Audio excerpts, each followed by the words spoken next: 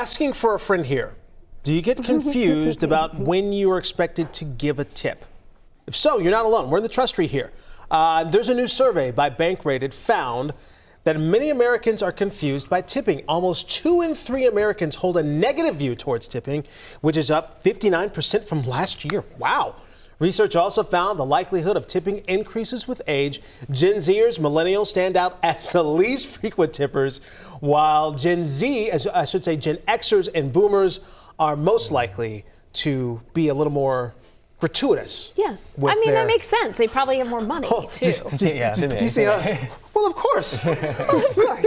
I know. I'm not confused about tipping because it tells me every time I buy something how much I need to tip. Go. Yeah. And we discussed this before. Yeah. Before it started at 15%. Yeah, maybe even 10. Where did do you remember where it started before? When the last it was time? probably like 10, 15, 20. And now I would it's like say, 18? 18, 20. I 25. have one place that I go to where it goes 20, 22, 25. Oh, we fancy over here. And they don't take cash. Oh! So you can only pay, and then you have that option. Now you can put in another option. Okay, sure. Okay, so I just went to a place the other day that did not have that option. It was like 20. It was started at 20, really? ended at 25, and you could not put another one in. So you had to choose one of those, or you just hit no. Oh, if you hit no, though, like. Then you don't tip them. Yikes. I've never seen that. That was the first time as well. Wow, I okay. was at the airport, actually. Huh. We're tipping. We're all tipping. Yes.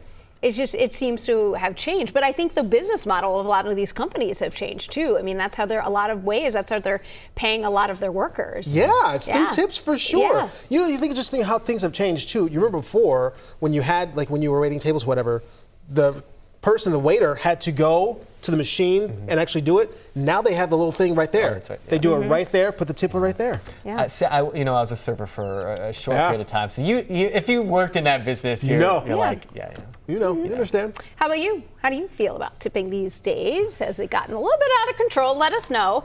You can go to WCCO's Facebook page. We'll share some of your thoughts later on in the show. Wanted your feedback? Cheryl says, I think tipping is a great way to bless your server. However, I do like to leave a cash tip on the table for my server versus part of my dinner bill. That way they don't have to share it with other employees.